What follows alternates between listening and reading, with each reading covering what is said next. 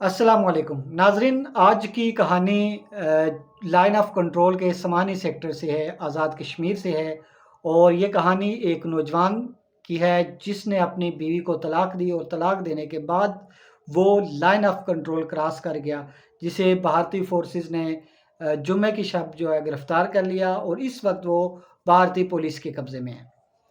اس نوجوان نے بیوی کو طلاق کیوں دی، اس نے لائن آف کنٹرول کیوں کراس کی، اور اس کے علاوہ بھارتی فورسز کے ہاتھے وہ کس طرح چڑھا، یہ کئی سوالات تھے جن کو تلاش کرنے کے لیے میں نے مقبوضہ کشمیر میں، راجوری میں اور اس کے علاوہ سمانی میں اپنے دوستوں سے رابطہ کیا۔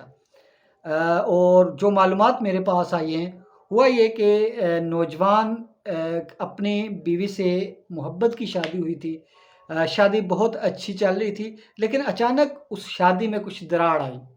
اس دراڑ کی وجوہات جو ہے وہ بعض لوگوں کی نظر میں بیوی کی بے جا فرمائشیں تھی، اور بعض یہ کہہ رہے تھے کہ یہ جو ہے نا شکی مزاج کا شخص تھا، اور آہستہ آہستہ شک اس کے ذہن میں اس قدر گھر کر چکا تھا کہ اس نے اپنی بیوی کو طلاق دے دی۔ لیکن جب طلاق دی، طلاق دینے کے بعد بیوی نے گھر چھوڑ دیا، تو اس کو محسوس ہوا کہ اس نے بہت بڑی غلطی کر دی ہے۔ اس غلطی کے پچھتاوے میں وہ ذہنی مریض بن گیا۔ اس شخص کا نام ہے محمد ندیم، اور اس کے والد کا نام ہے صاحب داد، اور اس کا تعلق سمانی کے گاؤں چٹی مٹی سے ہے۔ وہ وہاں کا رہنے والا ہے، اور بیوی کو جب طلاق دی، ذہنی طور پہ اس کا توازن خراب ہو گیا، اور وہ گھر سے نکل گیا۔ ادھر گھر والوں نے اس کی تلاش شروع کر دی، 2-3 دن وہ اس کو تلاش کرتے رہے، لیکن وہ کہیں ملا نہیں۔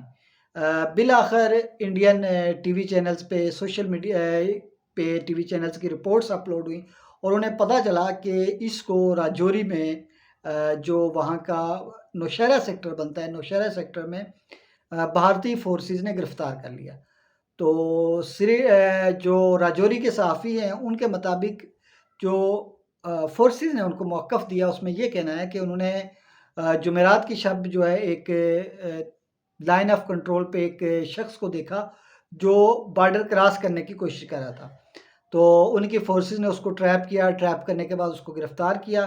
گرفتار کرنے کے بعد اس کی تفتیش کی گئی، جس میں اس نے اپنے ایک بھائی کا نام بتایا اللہ دتا، والد کا نام صاحب داد، اور سماہنی کا جو ہے چٹی مٹی اپنے گاؤں کا نام بتایا، اور یہ معلومات اس نے بتائی، جس کے بعد جو بھارتی فوج تھی وہ مطمئن ہو کے انہوں نے اس کو پولیس کے حوالے کر دیا۔ اب وہاں پہ اس کا فی الحال میڈیکل چل رہا ہے۔ میڈیکل چیک اپ کے بعد یہ واضح ہوگا کہ وہ جو بھارتی فوج کا موقف ہے کہ وہ واقعی ذہنی مریض تھا، یا وہ اس نے جان بوجھ کے لائن آف کنٹرول کراس کی ہے، یا وہ نفسیاتی الجھنوں کا شکار ہو کر بارڈر کراس کرنے پر مجبور ہو گیا۔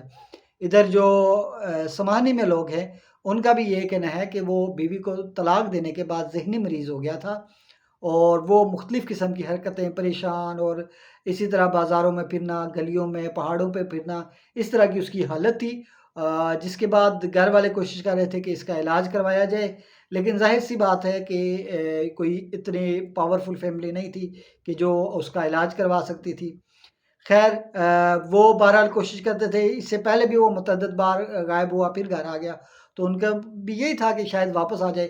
اب جو اس کی فیملی ہے انہوں نے حکام بالا سے اپیل کی ہے، وزارت خارجہ سے بھی، کہ اس میں مداخلت کر کے بھارتی حکام سے، مقبوضہ کشمیر میں جو حکام ہیں ان سے رابطہ کر کے ان کے بیٹے کو بحفاظت جو ہے وہ آزاد کشمیر لایا جائے۔ بہرحال اس وقت تک جو مقبوضہ کشمیر میں بھارتی حکام نے موقف دیا، انہوں نے کہا کہ ذہنی توازن اگر اس کا درست ہے تو مزید انٹروگیشن کے لیے اس کو کسی اور مرکز میں منتقل کیا جائے گا، جہاں پہ مزید اس کی تفتیش اس سے کی جائے گی۔ لیکن اگر اس کا ذہنی توازن واقعی خراب ہے تو وہ جو پاکستانی حکام سے رابطہ کر کے تو اس کو والدین کے یا وسا کے حوالے کر دیں گے۔ تو بہرحال یہ ایک کشمیر سے بڑی تکلیف دہ خبر ہے۔ مجھے دیجیے اجازت، آپ سے ملاقات ہوگی اگلے ولاگ میں۔ اپنا رکھیے گا خیال۔ اللہ حافظ۔